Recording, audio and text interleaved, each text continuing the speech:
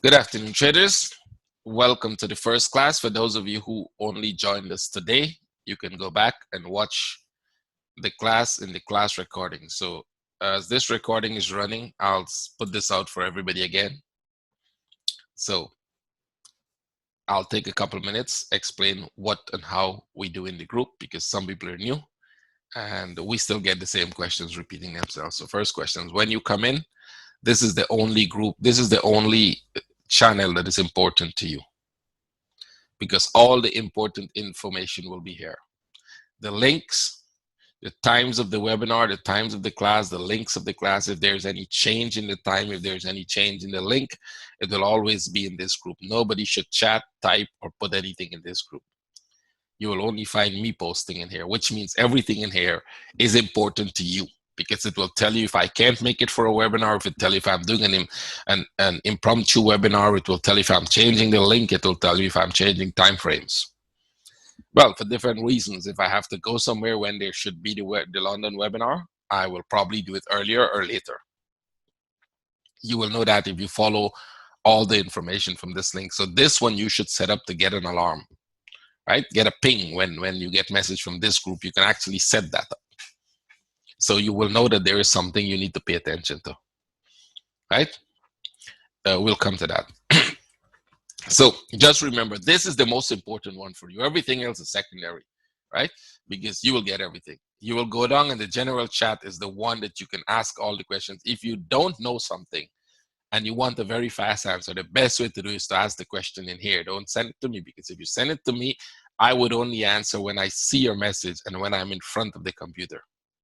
You're likely going to have a faster answer if you ask in this room, right? Anything you can ask. Don't be shy to ask. But remember, don't overuse the room, because there are limited amount of messages. I think 10,000 messages that is going to stay on the platform all the time. Anything above 10,000 gets removed. So if you do 2,000 a day, you wouldn't see what somebody was asking probably 2-3 days ago, right? Because this is not the only channel we have. They're talking about 10,000 in all the channels. So the more channels you have, the more chat you have, and the more you have things being duplicated, the less you're going to see. Put it that way. To avoid people chatting a lot and to avoid people using up all the 10,000 messaging spaces, we have a 24/5 trading room. For those who are new, you probably don't want to be there. You want to be studying. But those traders who are already in the room, rather than post so many charts and do all of that, you can actually get in the trading room and do that. It's more effective, much more effective. When you're in the trading room and you're sharing your views there, or you're asking a question there, it's much more effective. The link to that will always be in the About group. If it's an old link, it may disappear, but they're always pinned, which means you can find it here. You look at the side here and you'll find it. You can look at everything that is pinned here is important. When it becomes no longer important, I will remove it, which means time-wise, it might not be important, it's removed. For those who are taking the course now, this class recording is your one. Here is where you're going to find the recordings of the class we did yesterday. That's the introduction. The class today will be posted here. Give me about an hour or two to post it, because it needs to process after the webinar. It's processed and then I post it out. Right? So don't rush. Don't 5 minutes after say, where's the recording? It will be there for you. If 2 hours pass, you can post a message asking for it. It means I'm not in front of the computer. You still wouldn't get it until I come in front of the computer. And when I come back to the computer, I will post it. So if you ask, you might still not get it, right? You will still have to wait for me to come. I can't just be glued to the computer 24/7, right? So as soon as I'm back at the computer, it will be posted. No need to rush. You're not losing anything. We're not going away. It's not a rush game. It's you take your time and learn this stuff. You will get there. We're not leaving anybody behind. London webinars are for if you're interested in looking and you think you want to understand what we do in the webinar, the updates. These are daily updates. The next day, it's no longer valid because they will be removed. They're stored in my Google Drive, and my Google Drive has limited access, limited space, right? So I remove them. They're useless. One day after, they're useless. They're the forecast for the next day, for the day that is coming, and the next day. That's it. Every day we do it. So you only need the last one. The last one is the final forecast that we are doing. So you don't need to look at all of this. Don't waste your time going back and look at all of that. It's of no use because it's already old. Just look at the last one if you want to. That will help you. So they will be removed. They're removed every week. Don't ask for them because they're no longer there. They're of no importance, right? All the other channels you can see here. If you're not in one of them and you want to be in them, you can click here. You will get all the channels, and you can click whichever you want, and you can join it. If you want to remove yourself from it, you can do that as well. Right? Let's say you're in one of them and you don't need to be there because you're getting too many pings. You can remove yourself from it. That's okay. It's your choice, right? Pretty much everything else you can surf around, look around. You can send me direct messages here. You can send me direct message on Skype. Unless it's very important, you should probably use the Slack room for the Slack general chat.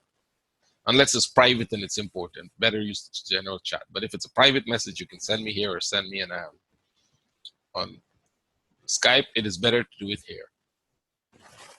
But this message gets priority. Anything in this room gets priority. I looked at it first. So when I come back to the computer, the first thing I'll do is look for messages that are inside the Slack. And then the Skype. Emails I looked at probably once every 2-3 days. I rarely don't look at emails. Right? So that is the procedure. Now, if you're missing anything, you're not clear about something, you can ask. People will help you. Right? There's always enough people in the room to help you. Can you tell us how to manage your time every day? Just to know, we need 1, 2, 3, 1, 2, 5, 8 hours in front of the screen or more. Okay, this is how you can do it. Depends on, you know. Oh, let me move this out now. So I think that's an important question. I'll spend a couple minutes on that before we start. So how do you actually study? I can tell you from my experience, it will be different for everybody. We have a lot of ways of gathering information, right? Things you see, things you hear, you know, things you write. All those are ways of memorizing and remembering things. There are certain things you just have to memorize. Because otherwise, it's not anything about logic. It's about programming, right? So like rules, you just have to remember the rules, which means you have to memorize them. Then your brain will use those rules to actually, you know, process any other information based on the topic, right? So you just have to memorize them. That's it. Like the patterns, you just have to memorize them and know them. Now, how much hours you need to do that? It will depend on everyone individually, how much hours you have and how much hours your brain is capable of taking up information. Because remember, your brain is not going to non-stop work, right? It will get tired. You have to take breaks in between. You have to take 15 minutes break, 5-minute breaks while you're studying, right? So for me, the best time to study, I can share my experience, is somewhere around 4 or 5 in the morning, 3, 4 in the morning, that hour when it's absolutely quiet. No one is there, no disturbance is there, no side noise or anything is there. It's just me and whatever I'm studying. Really, really strong focus. I'm a very focused person when I do something. Not only studying. If I watch TV, I'm focused. It means you can talk to me while I'm watching TV and I probably wouldn't hear you. That's just me. That's just a way I've always. I can't do 2 things at the same time. And that is not something necessarily good because most people can multitask. My wife does that a lot and she does it pretty well, right? She can be talking on the phone, cooking and doing something else all at the same time, right? But I can't. I can do only one thing at a time. And I never try to do more than one thing at a time. Because if I do, very likely, one of them will go wrong. If not, everything goes wrong. So I'm always focused on one thing. And it works well for me. And, you know, like I've seen success in whatever I do if I focus on one thing. So intensity in which you study. For me, if I study intensely, it means I really push myself a little above the limit, not comfort. I don't need comfort when I'm studying. I don't need a soft chair. I don't need places where you can lie down and study. I don't need a TV in front of me. I don't need anything. I need very, very strict, rigid rules when I'm studying. I need to be absorbed with what I'm doing, sitting on a very upright chair, no relaxing, no eating, no anything. Probably coffee is the most I'll get to. That's about how I study. Now, what will work for you? I have no idea. We're all different, right? So if some people like my wife, she can only absorb information late in the evening. Early in the morning, she's always sleepy, right? And the first half of the day, you can forget about teaching her anything. She will most likely don't get anything. But the second half, as it comes later to the evening, she picks up information very fast. She could stay up to 12 in the night and, she absorbs information. We are all different in that case. You just find what's your comfort zone. When you think you're learning more, right? And then remember, you have to repeat it. There is nothing more important than repeating the information more than once, more than twice, more than 3 times. Because then your brain will definitely take it up. Patterns, repeat them 1,000 times if you have to. Because then you would, there is no other way. I don't know who is going to tell you what other things to do. There's no other way to gaining knowledge than to learn it. Intensely learn it. This business is really, really, really tough business. You all know that. You've been there before. You have more than a year experience, right? So if you're going to learn the patterns, remember, it's not easy, but it's doable, which means you have to be able to read into every piece of the structure. For you to make a structure looks as nice as this when you're looking at it and looks very easy and understandable what to do, you have to be able to understand what it's doing. Because the minute you take out or you remove everything from it, and if I change the time from, I don't know, go to an hour, it could be very confusing after that, right? You look at this and you have no idea what to do with it. See? It could be very confusing. Would it go up? Would it go down? And you have no idea at that point. And people look at this and say, well, where is even the trend in this? Right? So it's not easy, but it's possible, which means we will show you the methodology of how to do it, how you will take your time and do it. And please follow this method. It works. You've got to learn it. Now, you may want to try to do something else to make it better. So what you're going to do is first learn this that we teach you.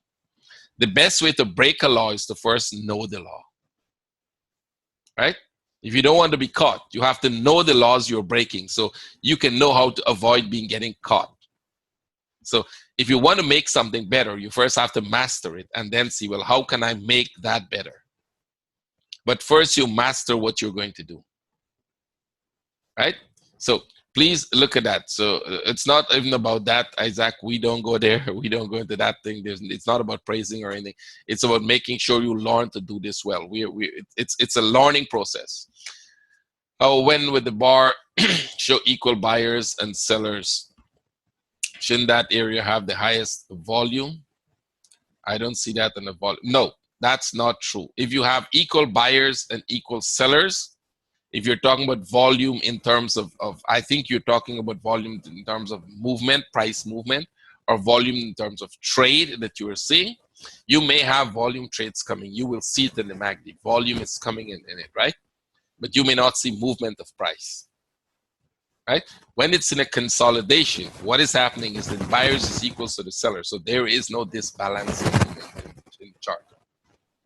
At some point, that disbalance comes. If you look back at yesterday one, you will see some point that disbalance.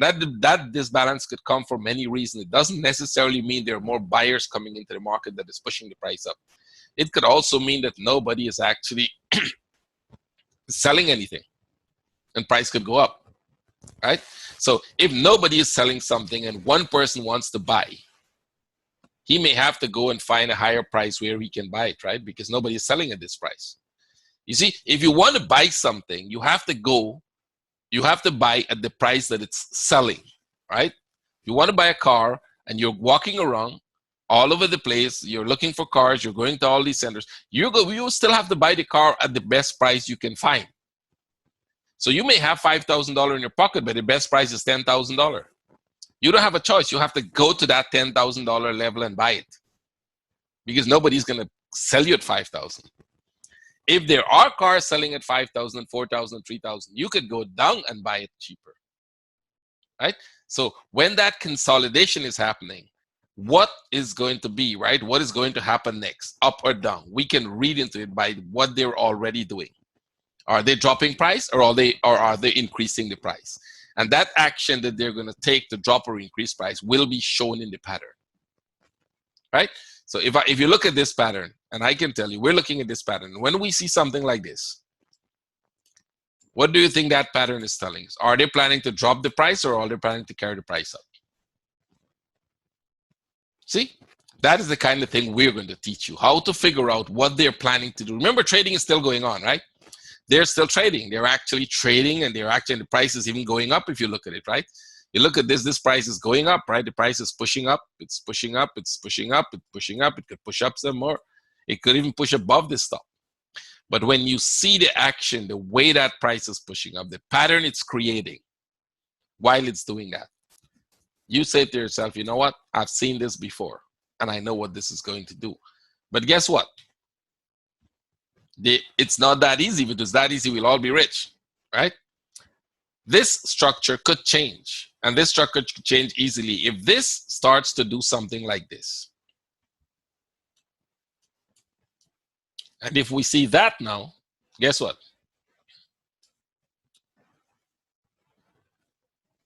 So it means whatever they're going to do, they don't need to tell us. They're selling off slowly, they're buying off slowly, they're doing anything. Whatever they're doing, we don't need to know.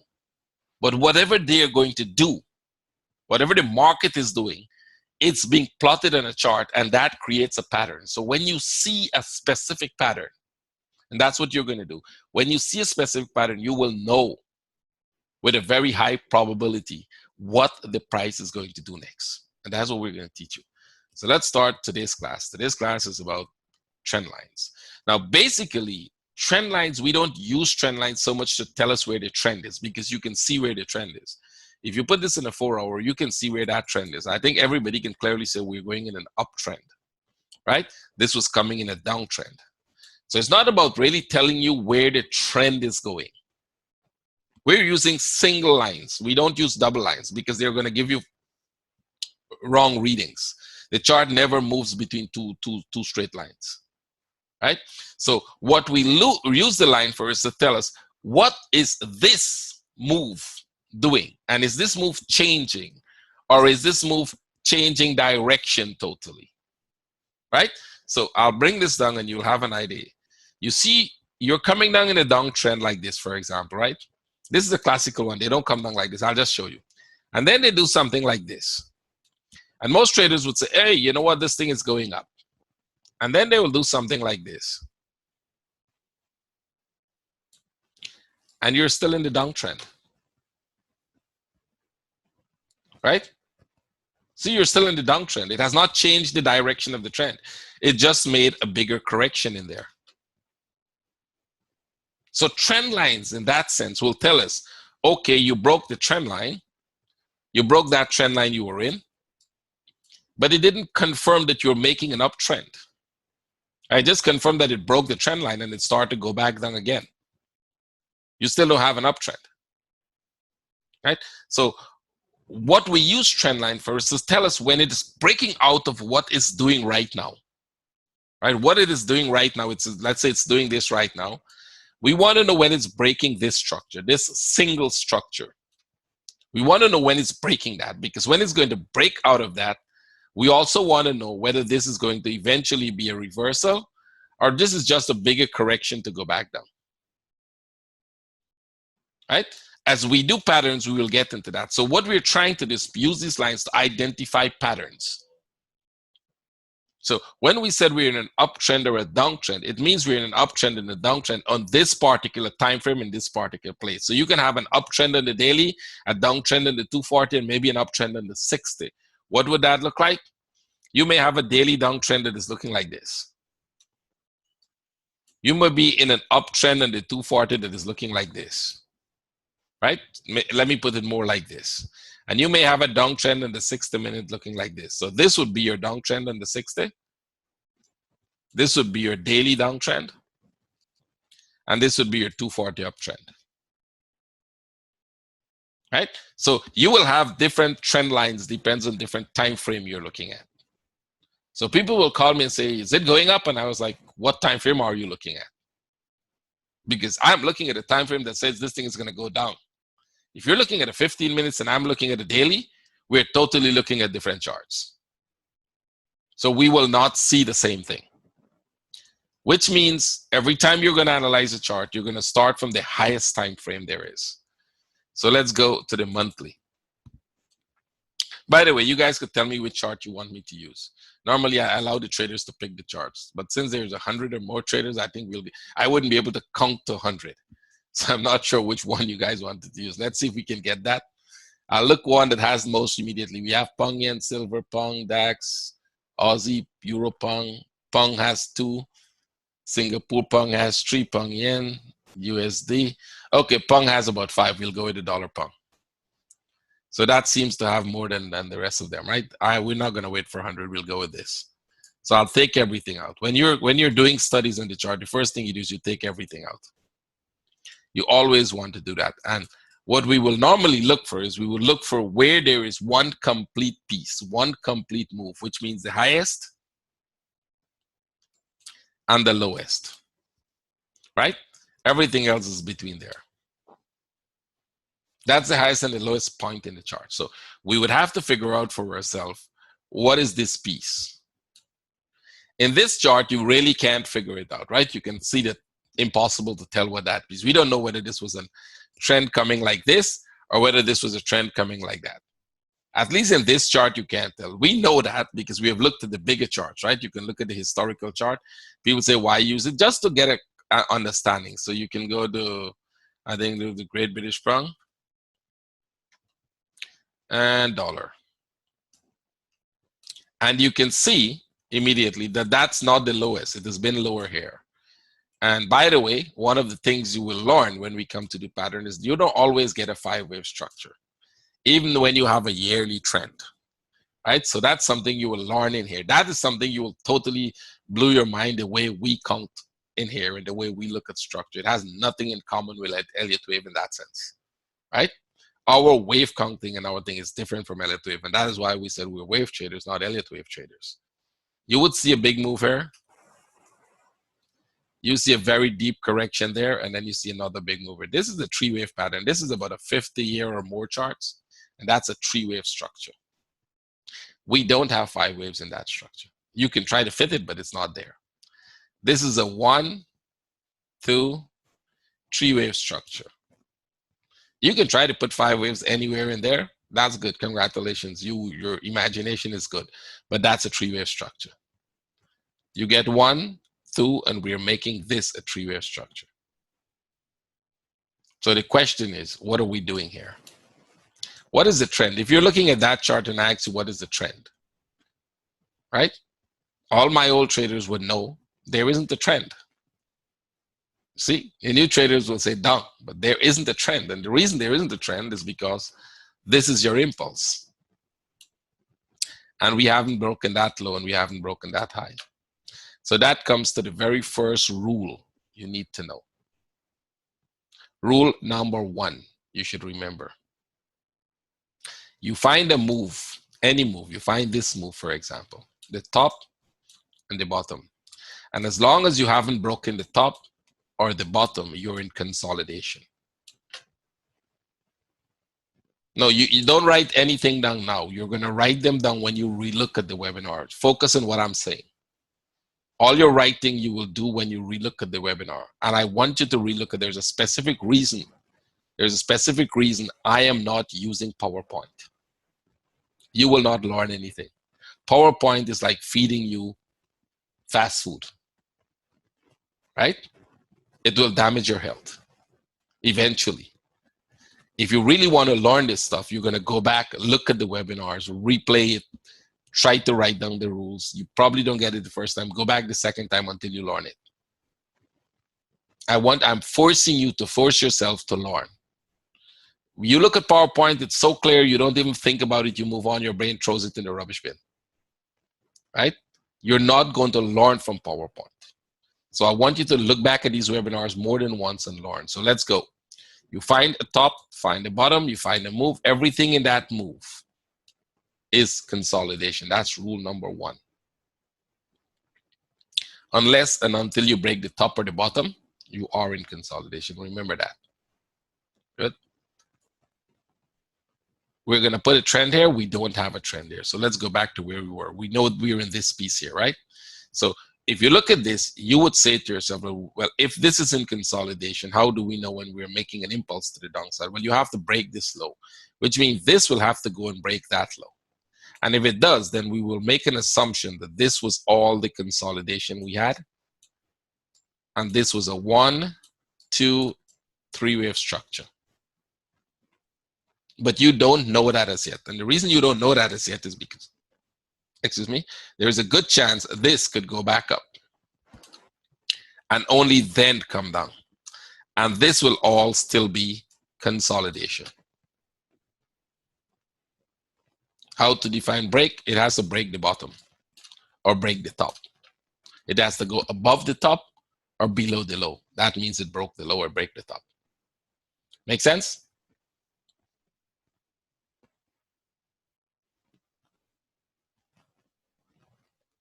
Good. Break.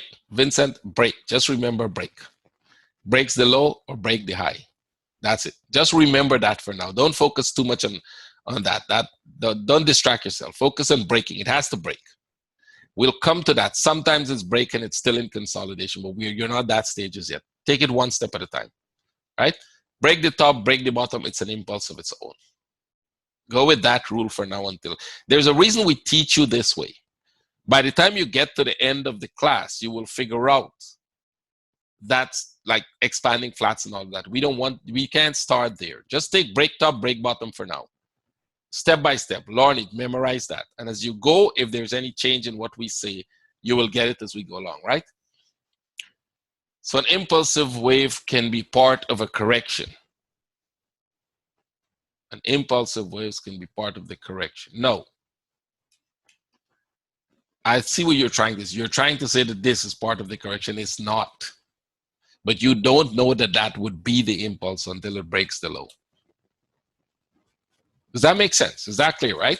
You don't know this is the impulse going down until it breaks the low, because it could come like this and go back up. It could come like this and go back up. It could come like this and go back up.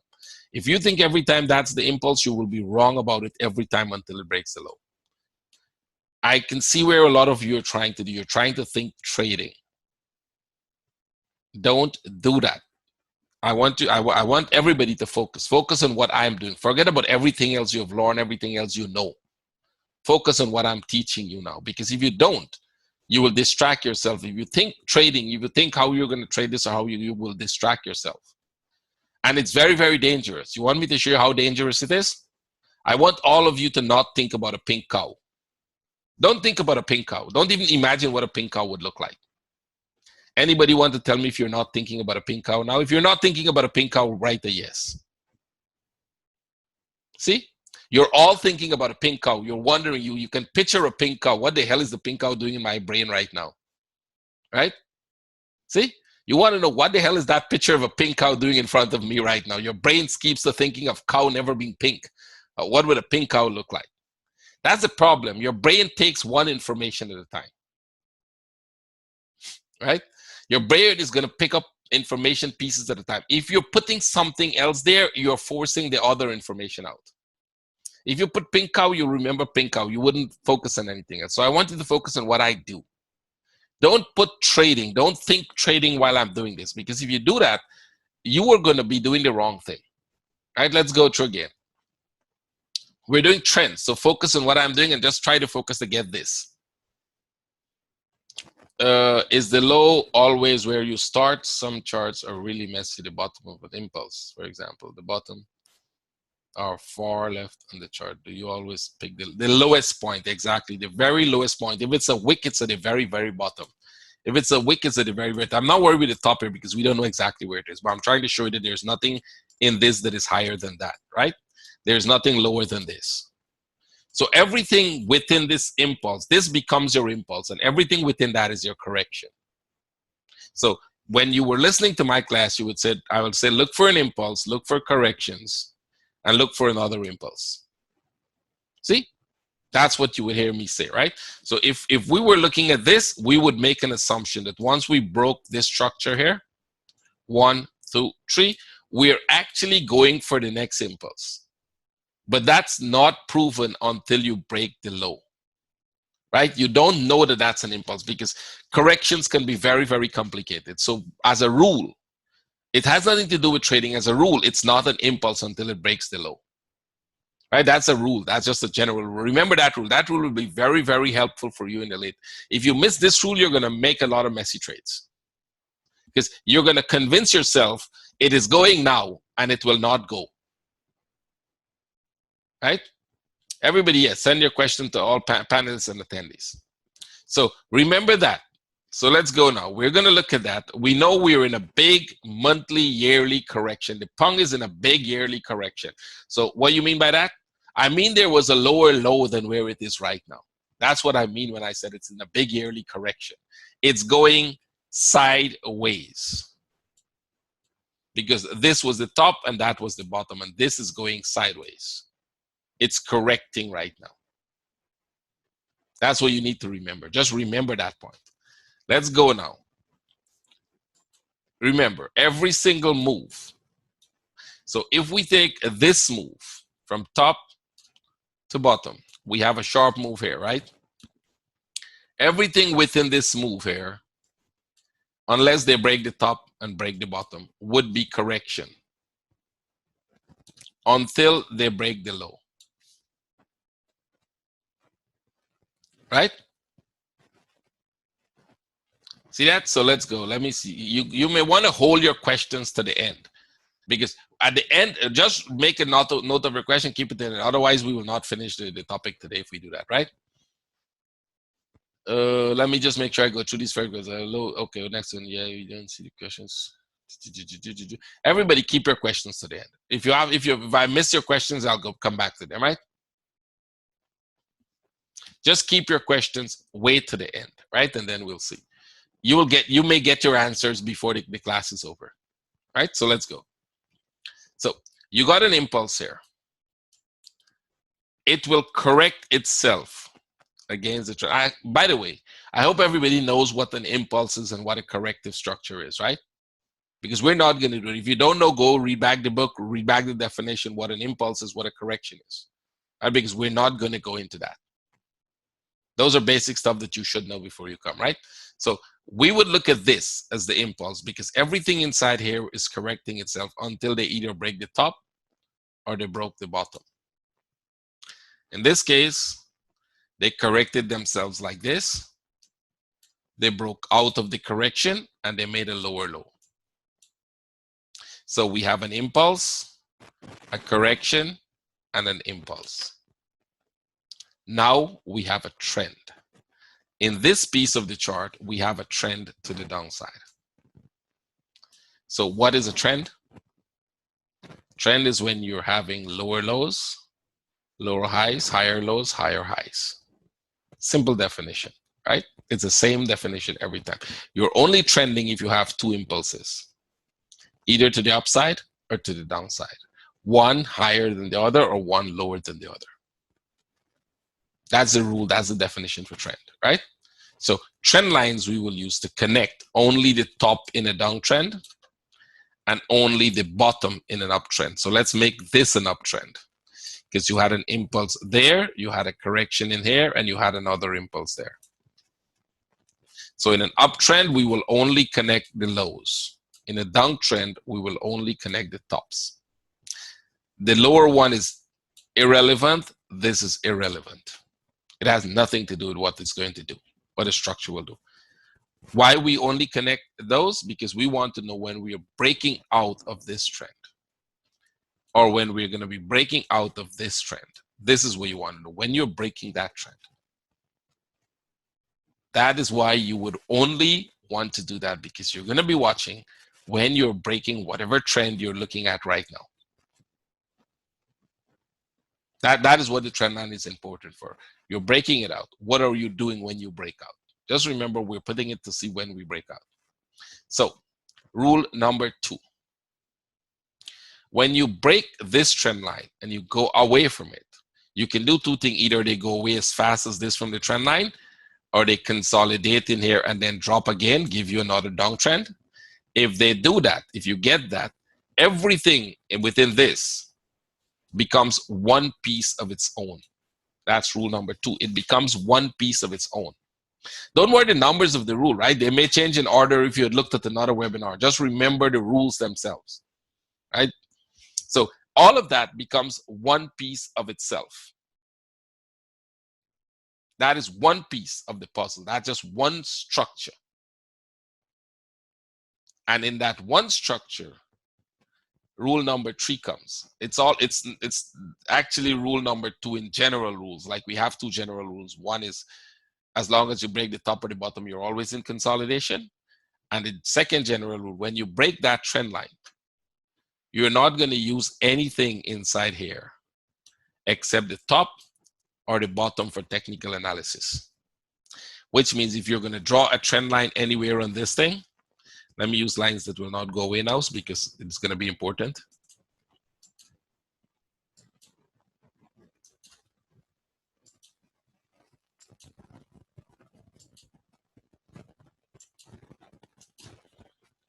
If you're going to draw a trend line, you can only use the top or the bottom. You cannot draw it from here.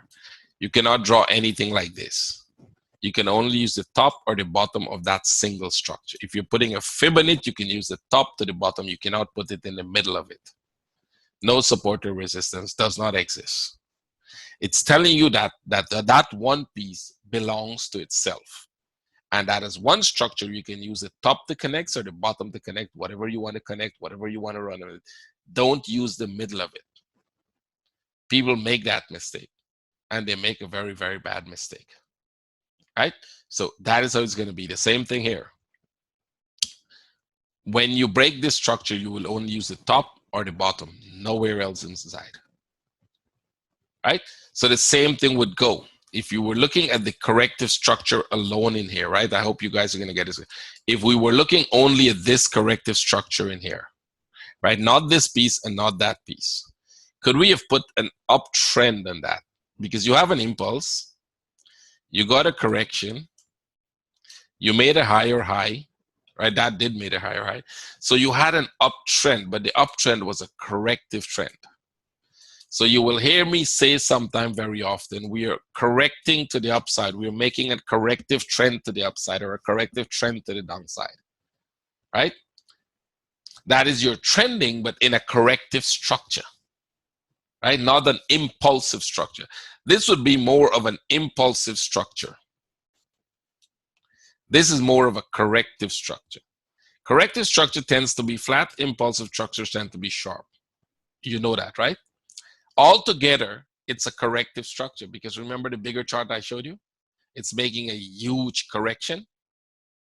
So this is only one part of a bigger corrective structure, but this is an impulsive part of it, right? This is making a huge impulse. So you do have a downtrend, right? So you got a downtrend. Now, this would be your monthly downtrend. If you go down to the weekly,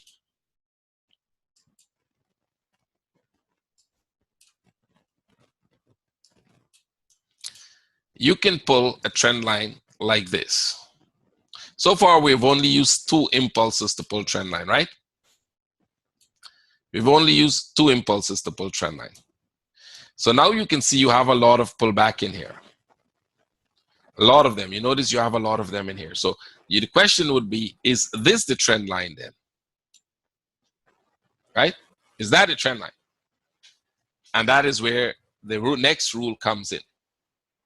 Right? The next rule says you're going to use the last 2 impulses if there are more than 2 impulses within the same move going in the same direction. Right? So it might be clearer if I use another piece. We'll use it. But the last 2 in this sense would be these 2.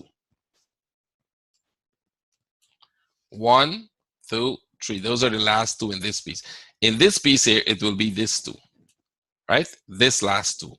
1 impulse, second impulse. I will come to this why that trend is no longer valid. Let me see if I can do that somewhere else where there is a smaller trend. Say, for example, this trend here going up. Right? Your first trend line will go like this.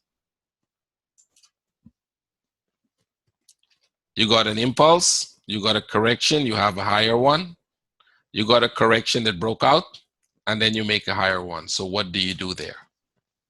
What would be the trend? And that is where the rule comes in. You're going to use the last 2 impulse. You got an impulse, you got a correction, you got an impulse, you got a correction. This one just accidentally here. They get another one, they get a correction, and then you will pull this one like that. You broke it again, you go back up, you can pull it like this now. Would you want to use this too? And this is a question a lot of traders ask, why don't we use that as the trend line now? Right? Why not? The rule says use the last two. And that is the last two. So that is where the next rule comes in. The next rule says corrections. It's something you will learn more when we go to the patterns. But corrective structures, and this rule actually came from Elliott. But most Elliott waivers either ignore it or they have no idea what the rule is. Elliott says, have a rule. If you read the book, it says the pattern must have a similar looks, an equal looks. What he's talking about is not the impulsive moves. Impulsive moves will never look alike because wave 3 has to be the longest. Wave 5 and wave 1 could be pretty short. Right? If he was talking about that, then he's confusing himself. What he's talking about is these corrective structures. They must have equal looks. If they don't have equal looks, they're not equal. See, they're not equal. And that means when they're not equal, they're not in the same trend. This is a bigger correction than this is. So although this first move here down was slow, and this one was steep, and this, you would put this trend line like that. The minute this moved down here and you look at the trend and you said, well, if they come back to the trend line, this would be a much bigger correction. That trend line is no longer valid. So the next one that dictates trend line, the next rule that dictates trend line that will make you understand it is the looks of it.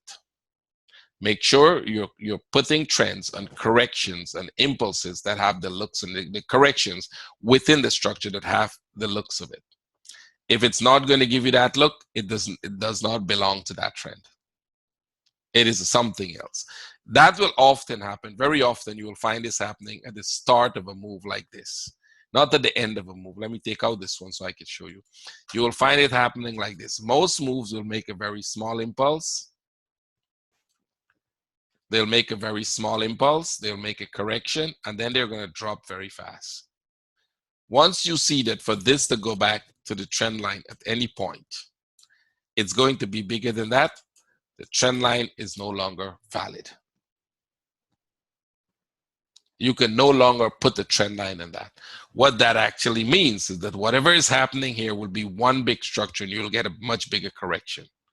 And as you see, it happens every time. So let's go back and find another one.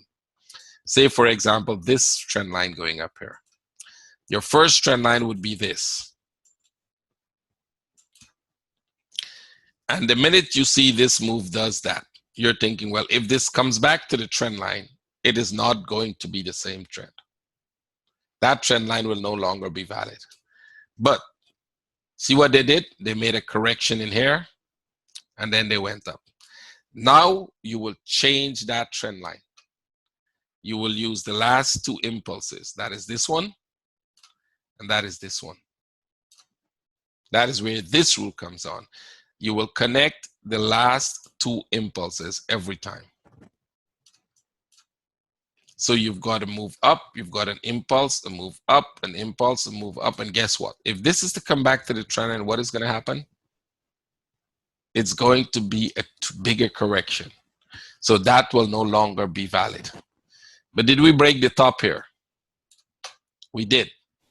So what you're going to do again is you're going to change this trend line to this one. One other thing we have, and it's not so much a rule, but it's a very, very strong guideline. We don't cut candles. Even if it's a wick, you don't cut anything out of the chart. The price has been there, it belongs to the chart. If the price is not there, it's a false wick created by a broker, well, then we can ignore it. But most of the time, you can confirm that in two other charting packages and see whether it's there. If it's not there, well, then we ignore it.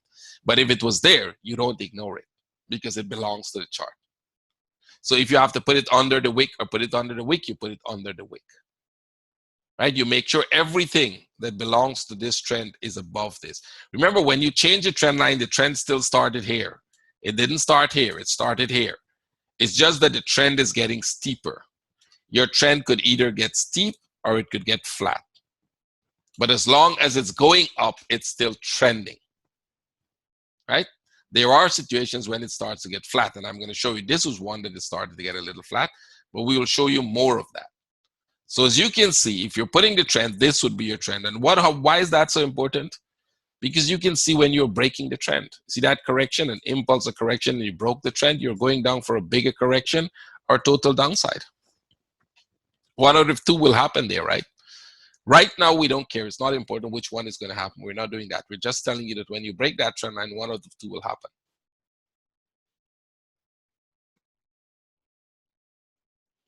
How would I put trend line on the next wave? That is, you're talking about the one coming down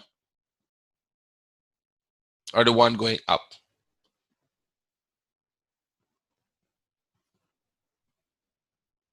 Put the D for down and the Y. The one going up. So we're coming to that. Patience. Like I said, if you have patience, just wait. Keep your questions to the end. It will be answered. Actually, we had the trend line in that one already, right? We had the trend line in that one already, if you remember. Remember, I just took off this trend line?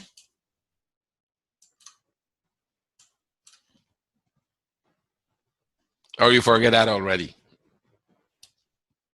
Focus on what we're doing. This was your trend line, 1, 2, 3. See how confusing it could be? Within the same class, it could be confusing. Be careful. This becomes, remember what I said, when you break this trend line and you go away, or you make a consolidation and move away, you will make a downtrend. And the downtrend becomes a corrective downtrend. Remember what we said, you're going to make a downtrend here. Do we have a downtrend there? We have an impulse, we have a correction, we have an impulse, we have a correction, we have another impulse. Isn't that a trend to the downside? That's a trend to the downside. And when you broke that trend to the downside, what you did, you went and you broke this top. And when you broke that top, this becomes an impulse. So now you have an impulse here, you have a correction there, and you have an impulse. That's one trend. That's just a bigger trend. See, that becomes a bigger trend. See that?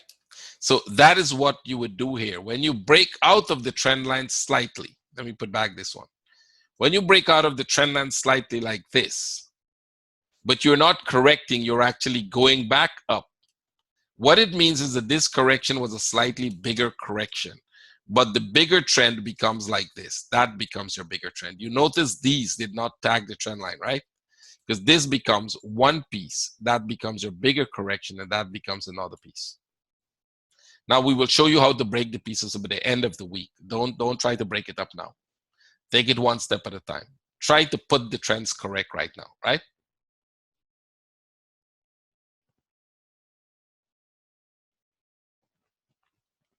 Okay, I'll repeat that, Nathan. We'll come to that.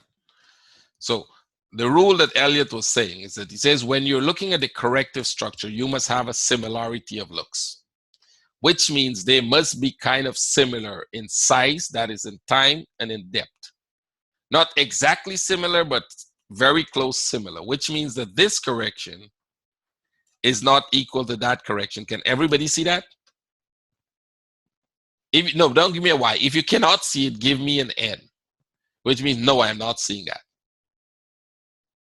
Don't be shy. If you don't see it, just give me an N that you're not seeing. We'll go over it again. So everybody sees that they're not equal, and that is what the rule says, right? Well, we also have methods of telling you when they're not similar. We have a number of methods of telling you. So one of the methods is a trend line. When you break this trend line, you notice this one and this one looks similar, right? Those two look similar. They're of equal within the same move up. And when you broke out of that trend line there and you made a trend to the downside, you made a bigger correction. And then you made a new impulse. Now you've got a bigger trend going up. So this becomes your daily or weekly trend, whichever you want. Weekly trend, this would probably be your daily trend in here. And believe me, you had a 240 trend somewhere in here going up, right? If you go into 240, that was probably a 240 trend going up there. And the same process will happen, because if you were putting a 240 trend in here, I can't put it now because we don't have like that. But if you were putting a 240 trend here, remember you broke that trend there, you made a deeper correction, and then you went up, make an impulse. So the same rule will apply, right? The very same rule. You broke that, that becomes one piece of its own. So this was one piece of its own. That was one piece of its own. This was one piece of its own. That is one piece of its own. This was one piece of its own. That was one piece of its own. This was one piece of its own. If you were looking at the 60 minutes and the 240. But when you put all of that together on the weekly, that's one piece. Same thing here. This becomes one piece. And this becomes one piece. Those are three separate pieces. But guess what? All of that together is one piece once you broke that structure there. See? Exactly. The fractal nature of the market. Little pieces put together to make bigger pieces. So that is how you're going to look at it. That is how you're going to use the trend lines. Because that is what is going to let you know what structure you're in, which part of that structure. You're in a daily up structure, you're in a 240. Like if this, we can say, well, this trend, unless if before you broke this, let's say you were here, somewhere here, right? You were in a downtrend there, but once you came here, you become in an uptrend. See? While this was coming down here, before it broke out, this would have been an uptrend, a downtrend, an uptrend. The whole picture is still in an uptrend. You see this thing coming down here? You're still in the uptrend, but you're in the uptrend in the weekly. You probably would have had a downtrend here. So go back. Well, you had a downtrend there. Remember, we're still in the yearly correction, right? Don't lose track of the fact that we are still in a yearly correction drawing trends, up and down. So all of this is not trending. All of this is one huge yearly correction. But that doesn't mean you don't have trends within the correction, because a correction is what? Anybody know what a correction has? A correction has an impulse, a corrective structure within the correction, and another impulse. All corrections would have two impulses minimum. Some of them will have three impulses in them. It's either a 5-wave correction or a 3-wave correction. Right? So you're going to blow your minds here figuring out where is the 1, 2, 3, 4, 5, because you may not see any. And for many reasons, because most of the time you don't get a 1, 2, 3, 4, 5 in the structure. And I think that's one of the places where Elliott may have made the biggest blunder, right? Where Dow probably theory was the best theory, says that the market moves in 3-wave structures, right? Within 3-wave structures, you may see a 5-wave structure. And very often we see 5-wave structure. Most of them are labeled W, X, Y, X, Z if you use the rule that Elliott gave you. If you don't use that rule, you can label it how you want. But let's come back to what we are doing, trend lines. So just the number of rules you have, right? Just not many rules, just those rules you'll have to remember. The looks of it, the direction you're going to trend, when it breaks, what happens, which belongs to which, what not to use, right? You're not going to use it. You're only going to use the top or bottom. You notice when I break this, the trend line comes from this top, right? The trend line will have to come from that top. This trend line will go lower, right? It has to come from the top of it, not from anywhere else. You can't use anything else but the top or the bottom. So right now, if you look at this piece coming down, we're in a downtrend, right? All of you will see we're in a downtrend in the weekly. What if we go in the daily? Let's go to the daily and see. What is the daily telling us?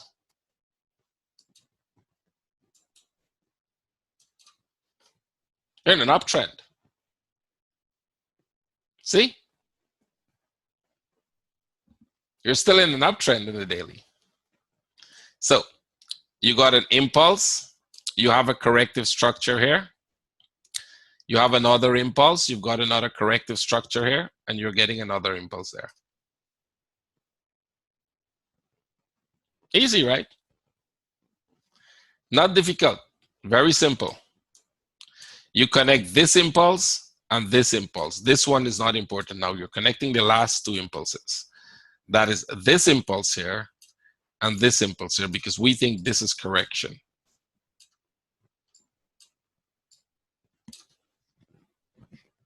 That's it.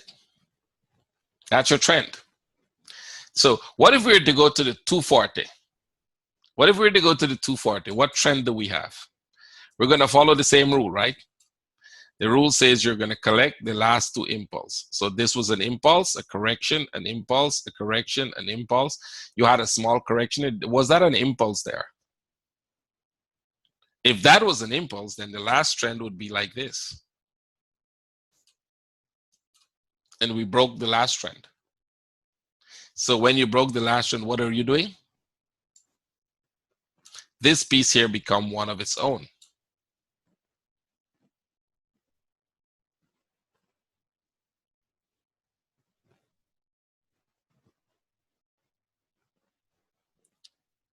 Could I clarify how I define an impulse? No, I didn't define an impulse. I said to you, you should know what is an impulse before you come in the room, right? I said everybody should know what is an impulse. I didn't remember defining an impulse, right? I remember, but I'll define it for you since you ask. Anybody wants to give a try? What is an impulse? Oh, you mean the definition of when we, no, don't confuse that definition. That definition doesn't tell you what an impulse is. The rule, remember the rule says, as long as you haven't broke the top or a bottom of a move, you are within a correction. Any move, you pick any piece of move in the chart, as long as you haven't broke the top or the bottom of that move, you are in correction. It's a corrective structure in the making. Is that clear? Don't confuse that with what an impulse is. Right? That rule is separate. That rule has to do with when you were in a correction and when you clear the correction. Right? When you break out of it, then you probably will say that is an impulse. Now, what is an impulse is a different definition. Anybody want to give a try? Any of the new traders want to tell me what the definition of an impulse is? Sharp move in the direction of a trend as long as you have a trend, right? So what if you're in a correction? What is an impulse? You're correct. An impulse is any move that goes in the direction of the trend. It doesn't have to be sharp. Any move that goes with the trend is considered impulsive move. Any move that goes against the trend within the same trend is considered a correction. Those are very simple definitions. All of you should know that because all of you read the book. So when you have one move, you don't know what that is as yet until you get something like this. And you get another move. Now this becomes an impulse and this becomes an impulse. This becomes your correction. Because why? Because now you have a trend. All the move that goes in the direction of the trend will be impulsive moves. Whether they're sharp, whether they're slow, it doesn't matter. They're going in the direction of this trend. So they're impulsive moves. Because you may get an impulse that looks like this. One sharp one, a pullback like this, and then it starts to go like this. Anybody know what that is? All of you know this pattern, right? A very sharp impulse, a down correction like this, and then a very slow crawling up impulse like that. That is an impulse. It doesn't have to be sharp, but it's going in the direction of the general trend.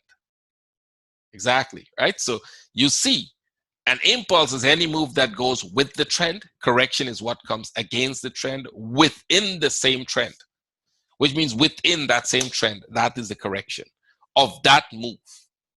So if you're taking this one, this was the uptrend, all these would be impulse, those would be impulse, this is correction. If you're taking this piece, this is an impulse, this is a correction, that is an impulse, this is a correction, that is an impulse, the correction, that's an impulse. Right? So what are we doing right now? We're correcting. We're correcting in this trend. Correctly said, we're correcting. But could that correction be the start of one of the largest impulse going down? We don't know that. Remember this. This could be your next impulse starting right here. And I think this was what confusing somebody when they said correction, impulse is part in the correction or something like that. No, you don't know that. Impulse starts within the top of the correction.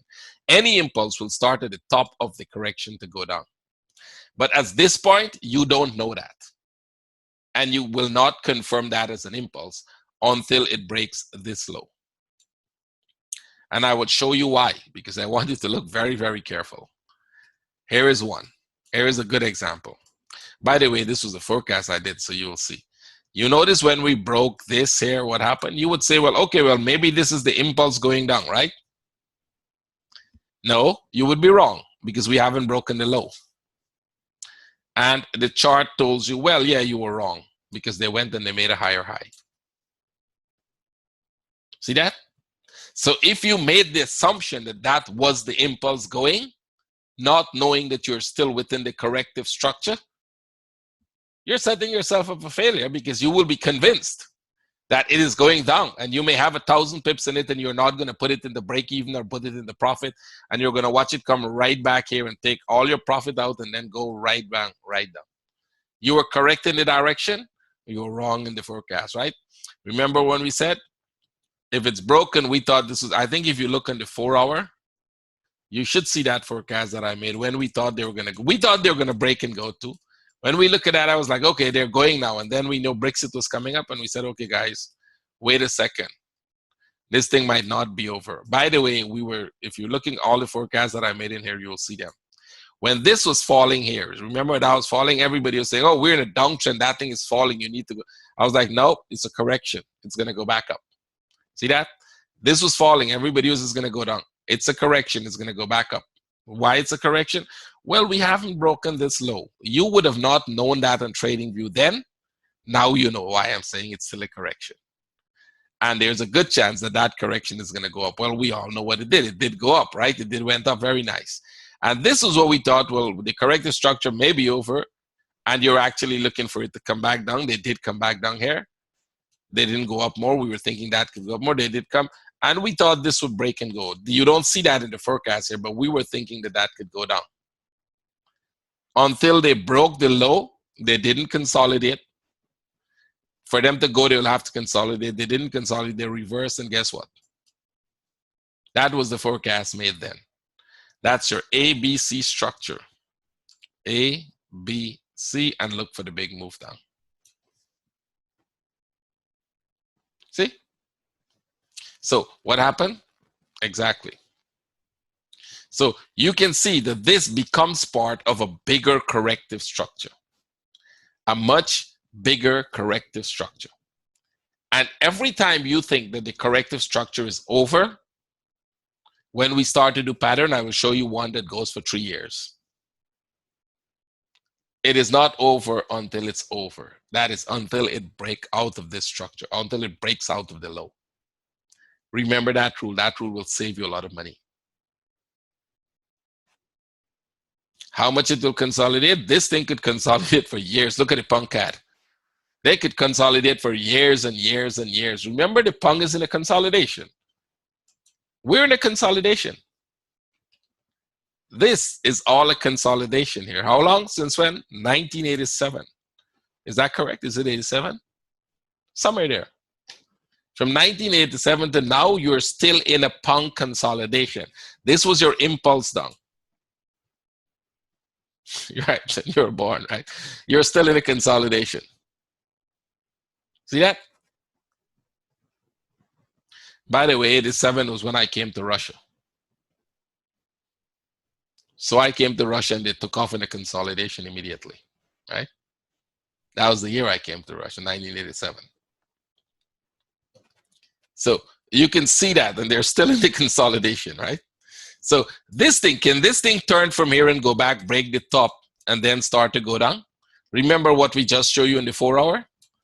They broke this structure, came here, went back up to the top, and then came down, right? Can it do that? Can they repeat that pattern? Sure, they can repeat that pattern. Nobody says that that is not going to happen. We don't know that they're not going to do that. As a matter of fact, I think they can do it. So you are not counting this as an impulse to the downside unless and until we break that structure. I actually posted a chart like that in TradingView, and they create havoc that I am posting a 50-year chart, right? Why you need a chart? You don't need the 50-year chart. Here's what you need. You need to know that these patterns repeat themselves on all time frame.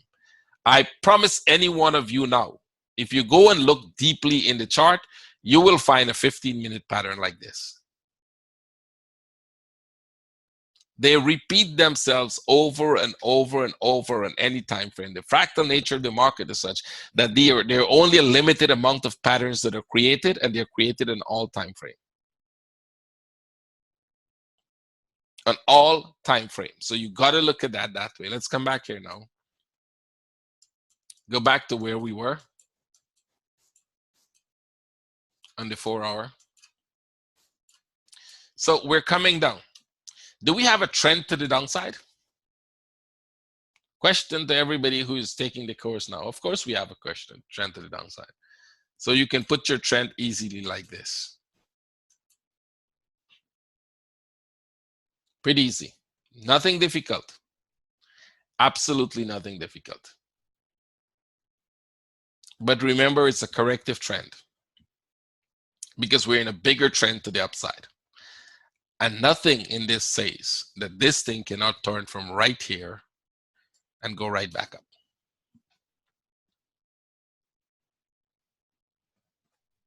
See that?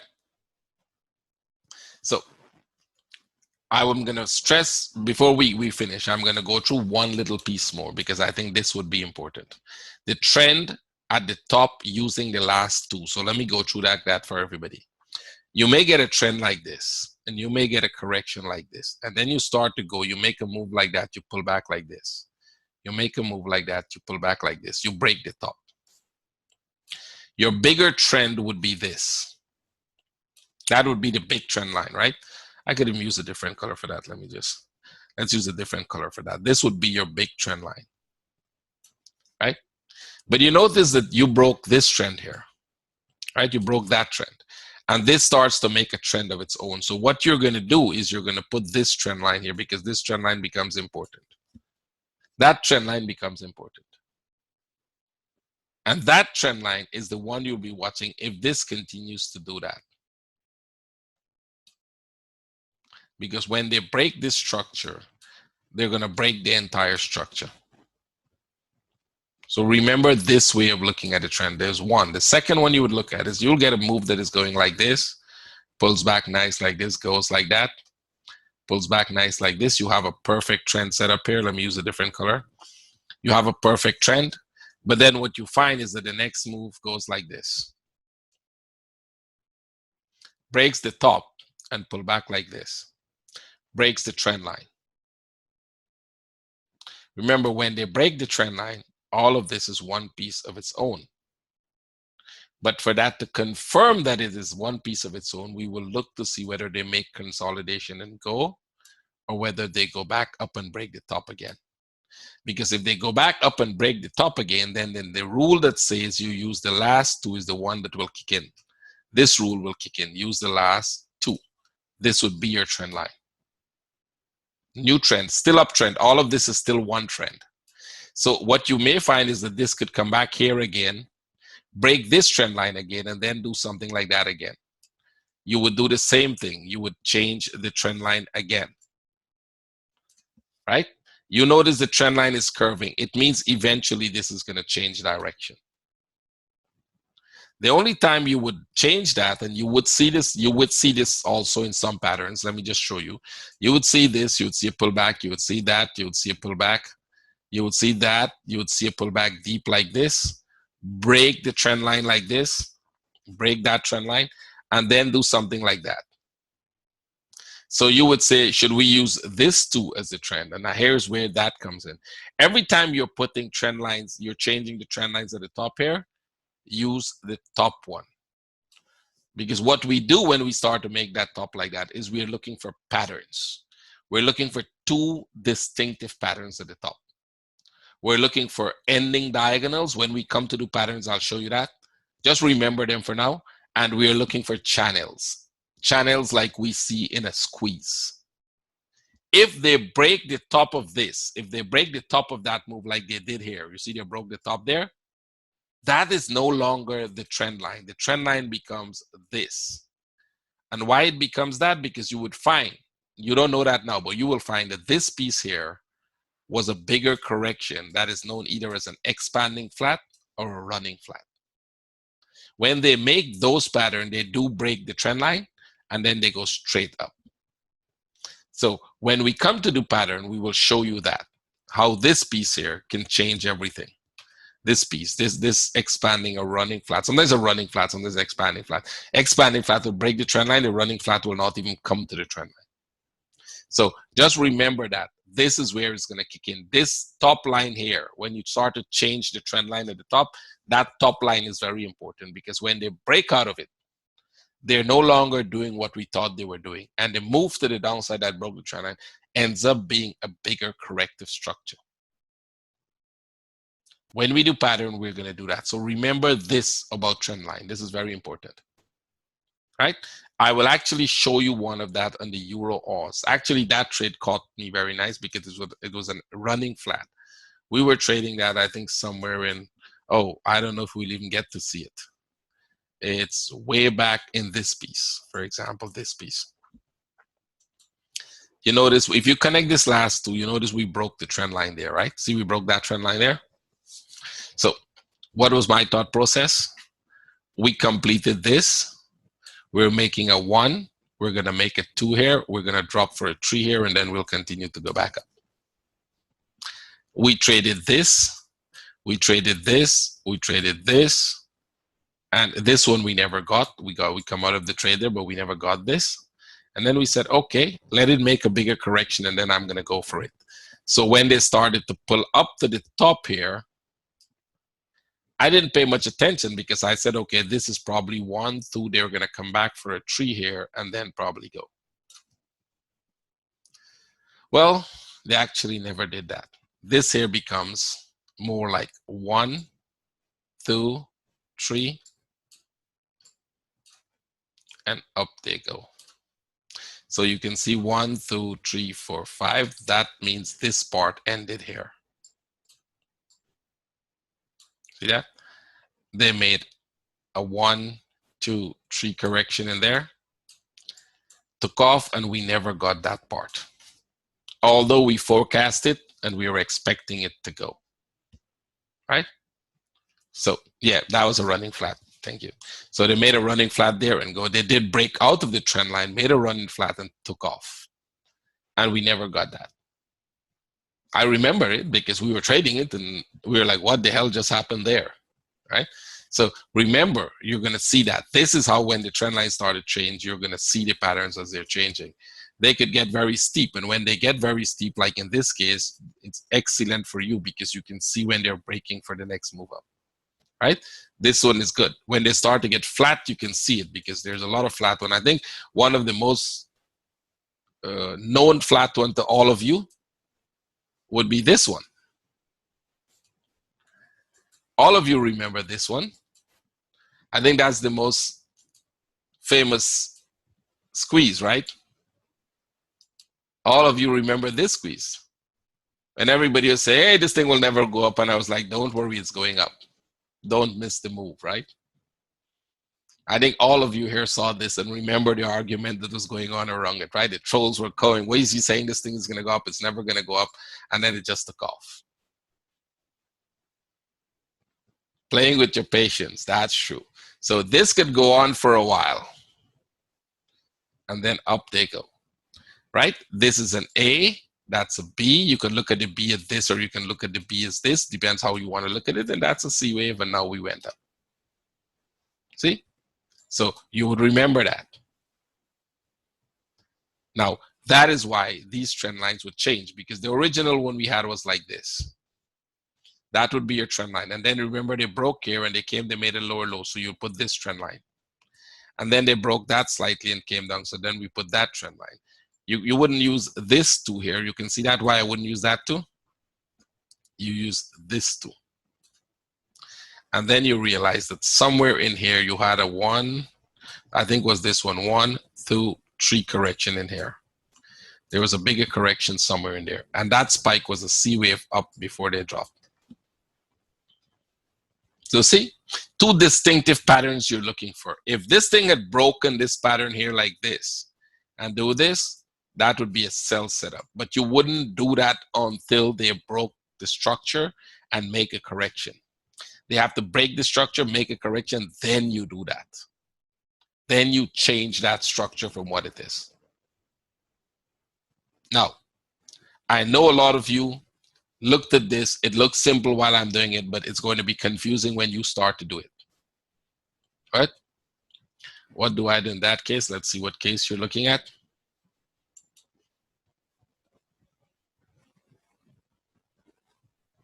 Which case? You have to give me a specific chart. I don't know what you're drawing there. Right? That doesn't tell me anything. But give me the chart you're looking at. Bring the chart so then I can say, because when I see the chart, then I'll tell you what you're doing. Right? So this is what you're going to do now. Everybody, you're going to go. You're going to take your time. You're going to relook at the video. You're going to take a pen and paper. You're going to write down the rules. It's important you write them down, because remember, you have to remember those rules. Those are the rules by which you're going to analyze the charts. Right? They're not so much that you can't remember them. 4 or 5, that's about it. 3 or 4 probably you could remember them. Right? But you need to write them down so you remember them. And then you're going to take a single chart. I want all of you to pick just one chart and practice, practice, practice all over on all time frame until you can master it. Now you're going to have a lot of questions coming tomorrow. So when we come in tomorrow, we're going to do fibs. And after we finish the fibs, we're going to take questions. So there will be enough time for questions. All your questions on trend lines that you will have, we'll answer them tomorrow. We'll try to answer every single one of them. Now, if all of you will have similar questions, by the time I answer your question, by the time I finish your question, will be answered most of the time. Right? Do one. Do one until you master it. There's everything you can find in a single chart. How can we distinguish the last impulse from a possible expanding flat? When we come to do patterns, we'll tell you that. Too early for that. You focus on the trend lines. Don't go ahead of yourself. Focus on the trend lines right now, because if you get this correct, you will get patterns correct. If you get this wrong, you're going to get everything wrong. You're going to go back to square one when you finish the course. And you can trust that we have had people who done that. They thought they got this. Oh, this is pretty easy. I got this. I have no. Can you just go to that difficult part and let me just finish? And when they finish the whole course, I gave them a blank chart and I said, do it for me. And then the problems start when they can't put the correct trend line. Let's bring the chart up that you're looking at.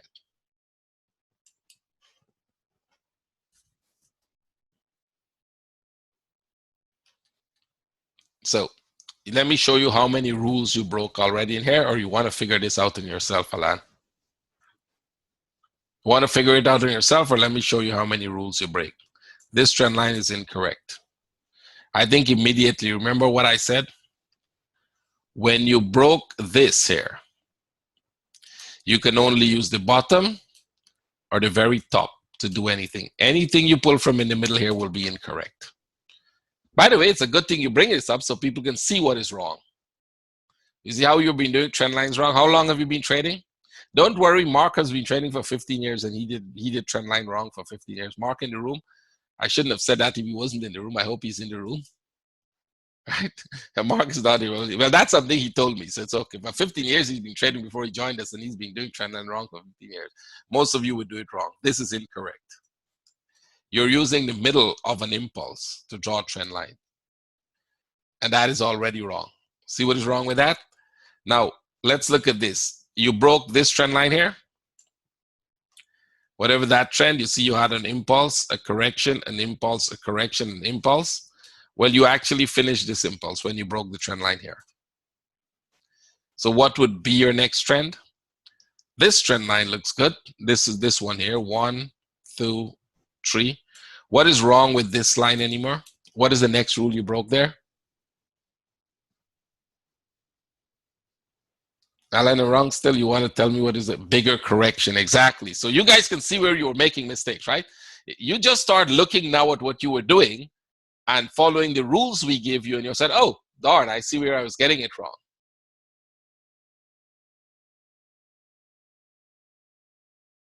Right? So you can see immediately where you're getting it, all of those wrong, right? So go back now, look back at your charts that you were drawing trend lines, and then you would pretty much say, wow, now I can see why the hell I was jumping into trades too early. Or I was jumping out of trades getting scared that there was a line there and there isn't anything there, right? And remember, these lines are not, has nothing to do with trading or where the chart should go. I think the misconcept people has is if you put the line, the chart is going to bounce off your line or it's going to stop at your line. No, no, no, no, no. Your line is an indication of what patterns you're looking at, not what the chart will do, right? So just get that clear. The chart is going to break through all your lines like nothing. The lines themselves are least important. The lines is just, you're looking, is like, you know, you see 1, 2, 3, and you put it like this, and you're saying, okay, if it stays within that 1, 2, 3, then it's a 1, 2, 3. When it breaks out of it, I will trade this piece. Right? It has nothing to do that the chart has to stay with, excuse me, stay within your line. That has nothing to do with it, right? So the second line in the chart should be upwards, as in the in a correction. Oh, if you're with, I'm not sure which second line you're talking about. This is wrong. This is wrong. This one was correct, but you broke that. So you would have an uptrend here right now. That is this piece here. That is this piece here. You have an uptrend there. 1, 2, 3 in that piece. You're looking at this piece here right now. That's a bigger correction than this smaller correction there. So you have 1, 2, and you have this. You don't have a trend in this. If you're looking at this whole piece here, you don't have a trend, right? Because you have, take this, remember what the low is and the high is. What is the first rule? Anybody remember me? Remind me what was the first rule? Unless you break the top or the bottom, you're in consolidation, and you cannot have a trend if you have only one impulse. If you take this as your impulse, you don't have a trend until you break the top. You have to break that top, and then you're going to have a trend to go to the upside, right? If they go and break the top, you have a trend that will go like this, right? That is going to be 1, 2, 3. Let's make it nice. Let's put the trend first, and then we're going to put, let's say this go break the top slightly like this, right? They broke the top there. So you get 1, 2, 3. Now, isn't that a corrective trend to the upside? This may be a correction. You may go back down like that. See how the perspective of how the chart could develop show you if you get your trends correct? You just have to put the trend line correct, and you will see the whole picture differently. You look at this and you're totally confused. What the hell is this doing here, right? Look at all those lines and no idea what it's doing. But guess what? What if this here now is to come and break this low? This would be a little confusing for you because now you have a downtrend, but you have no idea what that correction is. That is what we will call a contracting flat. 1, 2, 3, it's a contracting flat, and they come down one more. So first thing first, you have to get your lines correct. Then you will see the patterns correct. So if I would take all of those lines out and I would keep this line on, I want to know, is this thing making a contracting flat or is it making a regular flat? Come to the top there, give me something like this, and I look for that trade down. This would become a 1, 2, 3.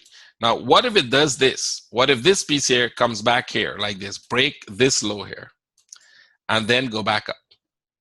Then this here becomes your bigger flat. 1, 2, 3. It's not going to break the low, and then they go back up. So what are we looking for? We're looking for this to come here and break this low. Break this low, because this move up is not impulsive.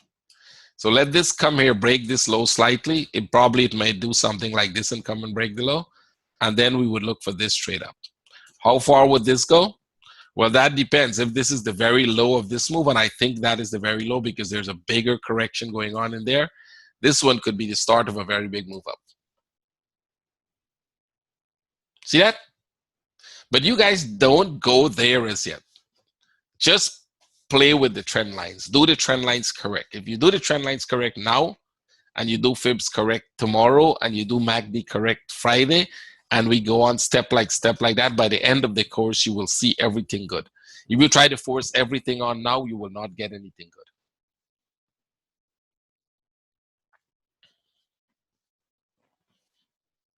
Don't worry. That's just the start of it. It's not that difficult. You just go, take your time, look through it. You will have questions. When you have questions, write them down. Look back at it. Here's the thing. When you find that you have a question, write it down and go back and look at the charts. I'm pretty sure by the time you finish with the webinar, that question you had will be answered.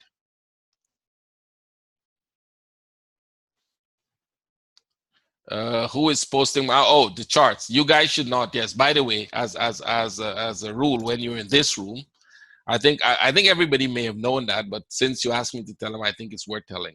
As a rule, when you're in my room, you're a student. You're learning. So you're not allowed to do a number of things. You shouldn't be posting our charts with our setups and our rules and our thing anywhere, not only in TradingView. You shouldn't post that anywhere, because if you do, we'll remove you from the room immediately. That's the first thing. The second thing is you're not supposed to be selling signals, selling anything to anybody, or training people, or sell our charts or webinars to anybody. That is actually a criminal matter if you do that. And we have had a criminal case. You may want to go and look at it. Don't do that. Actually, we've had one guy from I think was from Malaysia who tried to do that.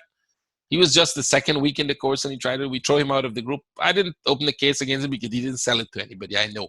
He was trying to, we caught him the first.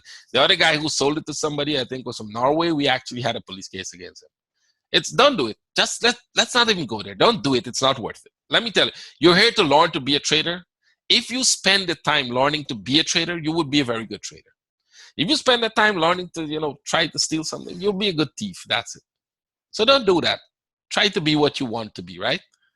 We become the decisions we make in life. You make a certain decision and that will take you in a certain direction, right? Like I always said, if you disagree with me on anything and for any reason we have to part, let's do that very nice. If you look at the last words I said to the people in TradingView, it's personal, that's why I wouldn't send you. Was he congratulating me and said you'll be successful in any? I'm pretty sure you'll be successful anywhere you go. And I told him thank you for your for giving me the opportunity to post there. But I think we'll have to leave now. Pretty much, we left on very good note. You should always do that when you leave anywhere, whether you're happy about it or not. You leave on a very good note. There's no need to leave any other way.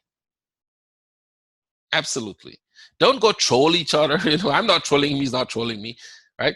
Don't try to troll because you become a good troll. Take that opportunity to do better things. As a matter of fact, I'm pretty happy now because I'm doing things that I never thought I would do. And if I was in TradingView, I probably will still be doing that there at TradingView. It opened bigger doors for me to move into bigger places. And you can always look back and say, wow, what the hell was I doing there? With these world of opportunities in front of me. But that was part of the stepping stone to move further. So if for any reason, I don't know what reason we're going to part for any reason, let's just do that very nicely. And don't try to do the wrong things because it wouldn't get you anywhere. I've seen, there were people who I threw out of the room and they were trolling me and trading me. What happened to them? Any one of you know them? No, you don't. You don't even know the names of them and you will never hear of them. They disappeared into nowhere. And if they were still here, they probably would be one of the successful traders. We have a lot of success stories. But they chose otherwise. They made a next choice, and that choice made them who they are today. So if you make the right choice, you will get success. You'll be in the right place. What's the remedy for the bigger correction? Once we see the correction is larger than the previous one, how do we proceed? Example in a weekly. Pound USD correction, price trend. Finish the course, you will learn that. When we come to do patterns, we will do all of that. You guys here's the thing. You guys take one step at a time. Remember the rules. Learn to put the trend lines correct. It's a 6 weeks. Don't try to learn everything today. You have 5 weeks and a lot of days more still left, right?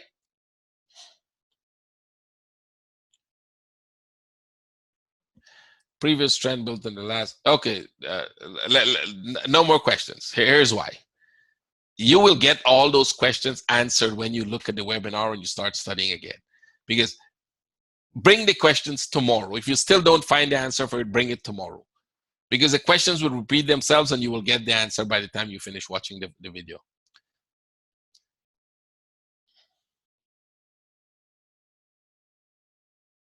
Please remove the chart from the screen. Oh, you mean remove this one?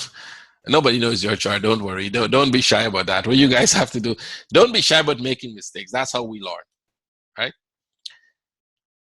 Maybe you should the lesson today by showing a picture of your next big house or car. Oh yeah, well that's a nice sales gimmick a lot of traders have. You know, they show you a fancy house and a Ferrari and a model in front of them, and they said, "Hey, this is what." Actually, I was looking at a video on Facebook. This thing just popped up at me, and a guy was saying how successful he is. He's super millionaire trading. Please buy my course. It's only $500. I'm like, okay, keep it. Thank you. You know, if you're making millions out of it, why are you giving me for 500, right? When I start making the millions, I probably wouldn't be looking for $500. It will be of no value to you. It's reality. I've made millions. I know that. When you start doing that, it's like nobody will see Warren Buffett going to train somebody for $500, right? It does not fit. So if you're just common sense will tell you, when that guy said, "Hey, I was the big hedge fund guy trading billions of dollars. Come, I'll send you a course of $500." You're like, what happened there, right? So don't get you are not falling for that. You're here, right? So you're not falling for those traps. Come on, let's go learn. I would see all of you. All the guys who can trade. Do we have any news event coming up for those who can trade? We have any news event? It's only 2:30. We normally get them at 4. 5 p.m. my time. New Zealand rate 5 p.m. my time. I'll see all of you there 4:30. Okay. All the rest of you who are new traders, go learn, go practice. I would see all of you in the London webinar tomorrow. Take care, everybody. Remember, somebody post two questions. Don't post your questions in the Q&A. I just saw them. We'll answer them tomorrow. Right? So I'll see all of you. Take care. Those who can trade, let's see you in the trading room a little later. Take care, Zai. Bye-bye.